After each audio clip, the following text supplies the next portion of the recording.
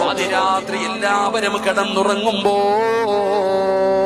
അതാ നിന്റെ നാട്ടുകാര് മുഴുവനും കിടന്നുറങ്ങുകയാണ്, നിന്റെ മക്കൾ ഉറങ്ങുകയാണ്, നിന്റെ ഭാര്യ ഉറങ്ങുകയാണ്. അങ്ങനെ എല്ലാവരും കിടന്നുറങ്ങുമ്പോ ആ പാതിരാത്രി 3 മണിക്ക് 4 മണിക്ക് എഴുന്നേറ്റിട്ട് നിനക്കൊരു 2 റക്അത്ത് നിസ്കരിക്കാൻ കഴിയുമോ വാപ്പാ? ഒരു 2 റക്അത്ത് നിസ്കരിക്കാൻ കഴിയുമോ ചെറുപ്പക്കാരാ? ആരും അറിയില്ലടാ മോനെ.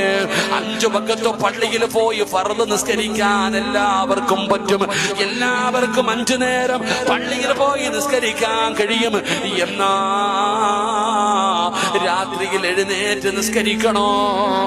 രാത്രിയിൽ എഴുന്നേറ്റ് നിസ്കരിക്കണോ? എല്ലാവർക്കും പറ്റൂല, എല്ലാവർക്കും പറ്റൂല.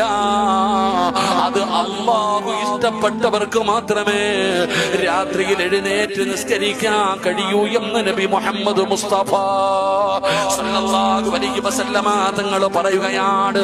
തഹജ്ജുദ് നിസ്കരിക്കുന്ന ആരെങ്കിലും ഉണ്ടോ? തഹജ്ജുദ് നിസ്കരിക്കുന്ന ഉമ്മമാരെ,